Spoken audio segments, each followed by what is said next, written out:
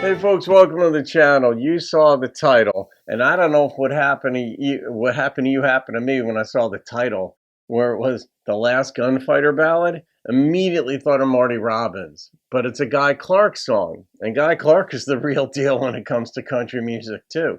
So I don't know the song. I don't know if it's going to have a Western flair to it or where we're going with it, but it was requested by Claxton. Claxton, shout out to you, my friend. Thank you for this gift. Claxton made a gift to the channel for me to react to this one. So when people make gifts, I get on them a lot faster. I can't get to all the, quote unquote regular requests because they come in by the hundreds and, the routine. But in any case, Guy Clark's The Last Gunfighter Ballad. Is this an ode maybe to Marty Robbins?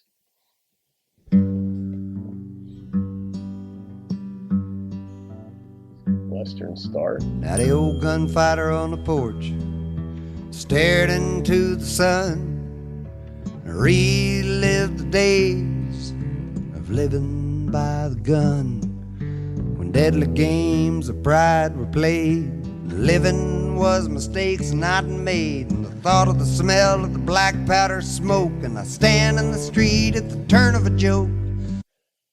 Living was mistakes not made.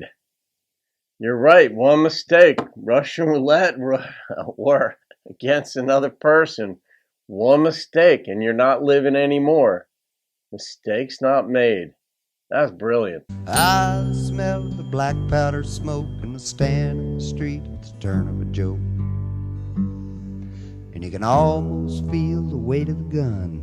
And as always, keep your back to the sun, and it's faster than snakes or a blink of the eye, and it's a time for all slow men to die. And his eyes get squinty and his fingers twitch, and he empties his gun at the son of a bitch, and he's hit by the smell of the black powder smoke, and I stand in the street at the turn of a joke, hit by the smell of the black powder smoke, and I stand in the street at the turn of a joke.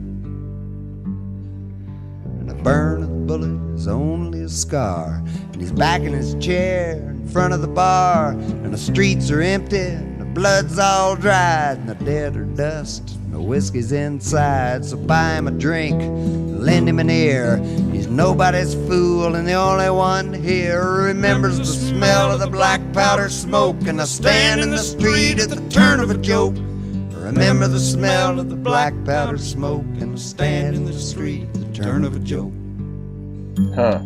He said, I stood in that street before it was paved, learned shoot or be shot before I could shave. I did it all for the money and fame, and noble was nothing but feeling no shame, and nothing was sacred save staying alive. And all that I learned from a Colt 45 was to curse the smell of the black powder smoke, and I stand in the street at the turn of a joke, curse the smell of the black powder smoke, and I stand in the street at the turn of a joke.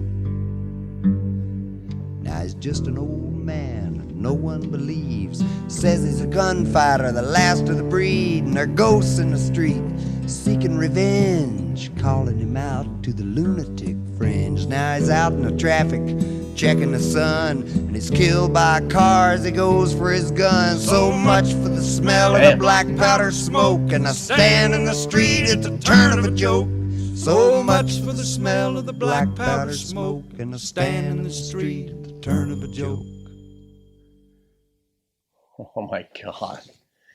And he kind of became the joke at the end.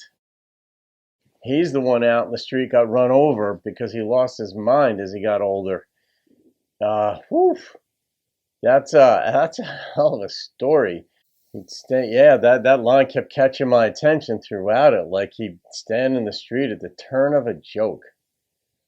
And I guess somebody would make a joke and he'd take offense and call them out to a duel and then kill him. You're like, all right, well, that ain't right. I mean, obviously, but this guy learned, what do you say? He learned to shoot before he could shave. Yeah. But there was a trail of destruction, obviously, along the way. I mean, guns will do that in this lifestyle.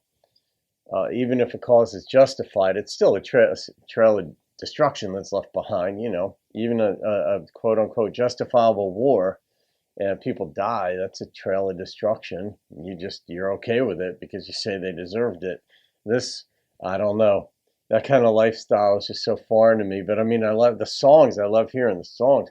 This one in particular, too, that he had an accompanying vocalist on this, like a backing vocalist. And it didn't sound to me like they just looped his own voice back in and maybe had it slightly offset because it wasn't in perfect sync, and maybe did that purposely to make it. But I think it was another voice. It sounded tonally like it was someone else's voice singing along with him. And it's difficult to be in perfect sync, but it had a really nice effect when you have headphones on. I don't know what it sounded like through your laptops or wherever you're listening to it, but Claxton, that was a good choice, man. That's just one of those stories. This is like the quintessential. This is absolutely could be a poster child for people who haven't heard country music, but they've heard maybe that it's the stories, and then eventually a lot of other reactors. I'm one of them actually, but a lot of other younger reactors who might have just been into rap or whatever said, "Man, I would never listen to country music," and then you guys started requesting it, or Patreon or whatever other people have. I don't have that, but they're like, and that, man, it's the stories, and it's the story, but it's more than that. It's the instrumentation. It's what's not in a song. Producers are so important to songs, but the instrumentation. You've got steel and fiddle in country, and traditional certainly, not necessarily Western, but you don't have that. It's not just the stories. It's the instrumentation that goes along with telling those stories. And this one, I mean, guys, just the real deal. I mean, you guys who've been around a while know. All right, I'm going to come in with I don't know what I'm missing in this song, too. This is just one where, I mean, in the end, the dude gets killed by a car, and it's like, well, he became the joke. He's the one out in the street. Where earlier, he'd be out in the street, standing in the street at the turn of a joke, and then later in life, whatever caused him to lose his mind, I guess his lifestyle itself contributed to it, because it's hard to live that way. But that's the last Gunfighter song, Ballad. Man, the number that popped into my head was a 9.1. And I know Jeff Cather, you won't necessarily take exception to this, but you might. But in any case, it's just, and others too, it's the nature of the beast. But you, Vasek, there are every so often you think you have a lock on me, and I go in a whole different direction, and that's just the nature of it. But to me, sometimes the brilliance of even one turn of a phrase, the way it's set or support against the backdrop of or supported by limited instrumentation, but instrumentation that's spot on, that can send a song and just create an experience for me. And if it gets me talking, like, God, what just happened? It seemed to be so simple a song, but the theme. But keep in mind, too, that a lot of you folks have been listening to these songs your whole lives. I haven't. I mean, it's only been about 5 or 6 years that I've gotten into traditional or Western in any significant way. I've heard other stuff, but I was a rock dude growing up, started the channel with Nashville country, and then I started doing traditional because you guys saw how I love lyrics. So in any case, a lot of these songs are new to me, and it's still so refreshing to be taken on that journey, and I'm still on it. So that might contribute to a song like this getting a 9 or above. So there you go. All right, Claxton, thank you for that, my friend. All right, guys, have a great day. I'll see you on another video, and keep rocking the country.